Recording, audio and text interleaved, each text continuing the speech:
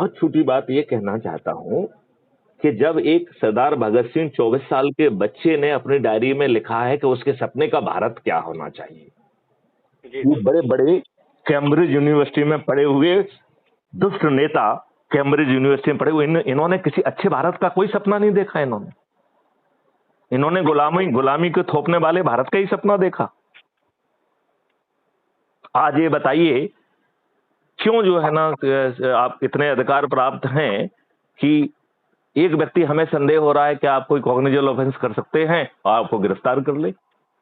क्या है आपके पास अधिकार? जमानत कराने के अलावा कोई विकल्प नहीं है आपके पास। ये कौन सा भारत चल रहा है? इस भारत को कौन, हमको अच्छा भारत कौन देगा? आज के राजनेता तो देंगे नहीं। बिल्कुल। आज के राजनेता कौन है? कौन है आज के राजनेता? अक्सर जो अपने जनप्रतिनिधि हैं वही तो है राजनेता। नहीं, आज के राजनेता जाति के आधार पर, धर्म के आधार पर, संकीर्ण राजनीति के आधार पर, हाँ वो किसी भी माध्यम से वो अपने आप को मजबूत बना के खड़ा कर लेते हैं। नहीं, पहले तो हम उनको चुना किस आधार पर जा रहा है, मतलब जो पार्टी जिनको टिकट दे रही है वो किस आधार पर टिकट दे रही है? संख्या बल, जाति बल, जाति, धर्म, संप्रदाय और संकीर्ण राजनीति, और उसके ऊपर दुष्टता पूर्वक एक बेनेबिलिटी का कॉन्सेप्ट लाया कि साहब जीतने की संभावना किसकी है? तो जीतने की संभावना किसकी है? दुष्ट है। यदि जो दुष्ट है वो जीतने की संभावना है, यदि वो धनबली है तो जीतने की संभावना है, यदि वो अपराधी है, बाहुबली है, गुंडा है, मवाली है तो जीतने की संभावना ज्यादा है। यही कारण है कि लोग बाग जो है जेल में से जो है ना जीत रहे हैं और एमपी बन रहे हैं और जो है ना केंद्रीय मंत्री बन रहे हैं। वो जो है देश की बेटियों के साथ जो है ना यौन शोषण कर रहे हैं और हमारे जो है ना बड़े सो कॉल्ड हाई कमांड, उनकी औकात नहीं है कि उन्हें जो है ना उनके पद से भी हटा दें। ये हमने क्या, कौन सा भारत पैदा किया है? और हम और आप अपने आप को जो है ना बहुत होशियार कहते हैं। अरे हमें अपने आप पे लज्जा आना चाहिए। आपने अपना शुभ नाम क्या बताया है? संजय शर्मा। पर संजय शर्मा जी, आपको मेरी बातें कितनी उचित लग रही हैं, या आपको लग रहा है कि मैं एक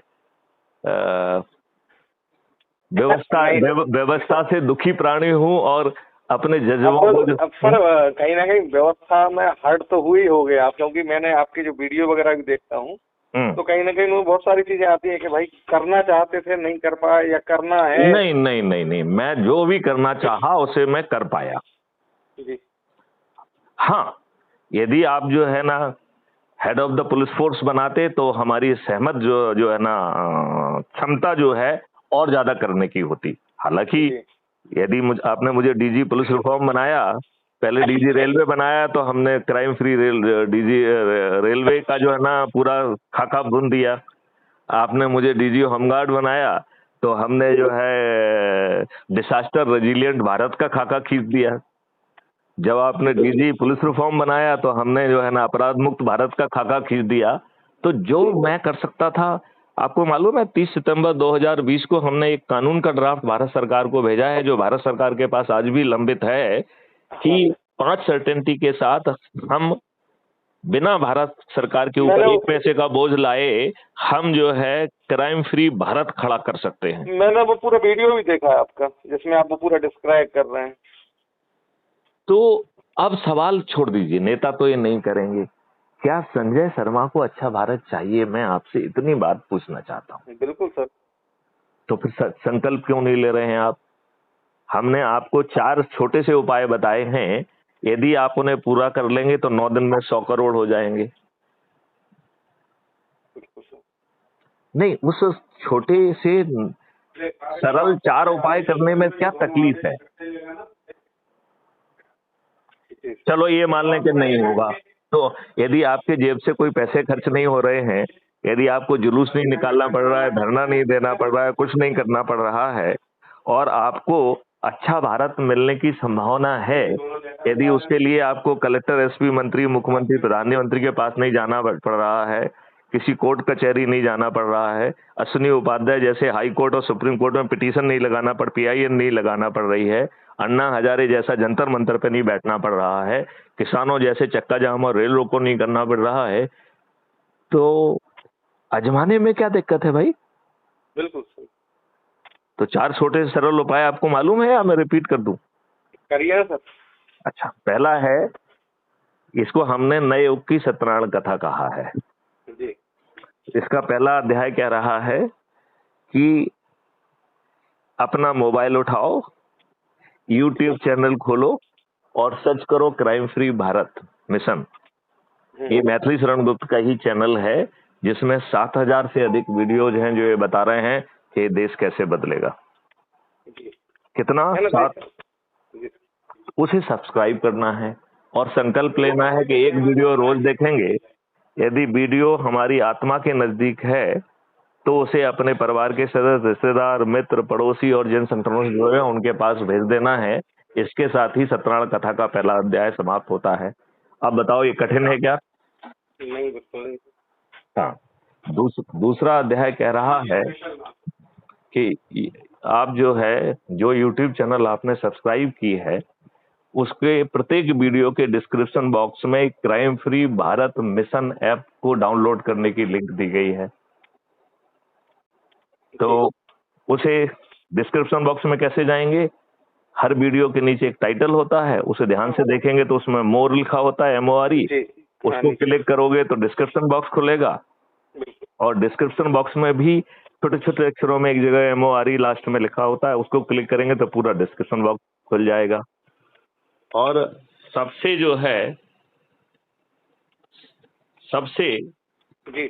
आसानी से आप नीली दिखती लिंक है जिसमें लिखा है कि crime free Bharat mission app को डाउनलोड कर लो जी। आप ऐप को डाउनलोड करोगे, इसके साथ ही सत्यनारायण कथा का दूसरा अध्याय समाप्त हो गया जी। तीसरे अध्याय में वो कह रहा है कि भाई इस ऐप को खोलो, प्रोफाइल में जाओ और उसमें शेयर करने के 3 तरीके दिए गए हैं, तो आप अपने परिवार के सदस्य, रिश्तेदार, मित्र, पड़ोसियों से शेयर कर लो और शेयर करते ही सत्यनारायण भगवान का तीसरा अध्याय भी समाप्त हो गया। चौथा अध्याय कह रहा है कि भाई साहब आपने जिसको अभी अपनी लिंक भेजी है उसको फोन लगाओ और उससे पूछो कि भैया अच्छा भारत चाहिए तो ये 4 उपाय दोहरा लीजिए।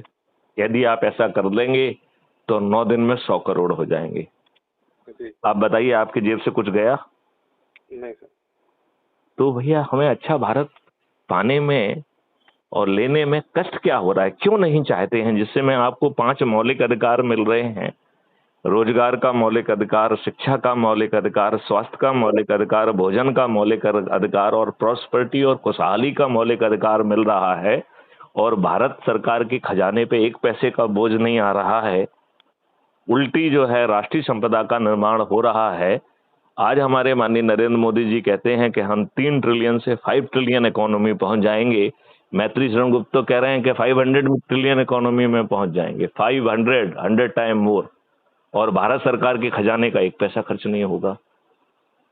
फिर क्या दिक्कत है ये बताओ ना मुझे, कि बताओ सर कि साहब सर मेरी ये दिक्कत है इसलिए मुझे नहीं चाहिए अच्छा भारत।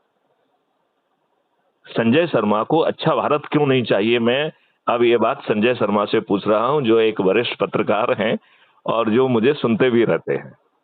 जी बिल्कुल चाहिए, हम लोगों को चाहिए, लेकिन अब इन लोगों को कौन समझाना है? इनको नहीं, किसी को नहीं समझ, नहीं क्यों समझाना चाहते हैं?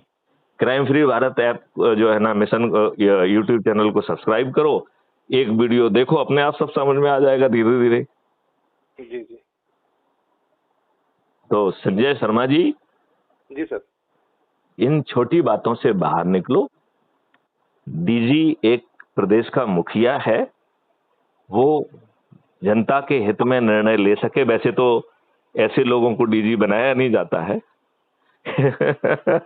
लेकिन जो भी बनाया जा रहा है उसका कद थोड़ा बड़ा रखेंगे तो वो कद बड़ा होगा तो वो कठोर निर्णय ले पाएगा और राजनेताओं को ये समझा पाएगा कि दुल्हन वही जो पिया मन भाए नहीं होती है, दुल्हन वही अच्छी है जो सुसंस्कारित है, जो सबके भले के लिए है, जो परिवार के भले के लिए है।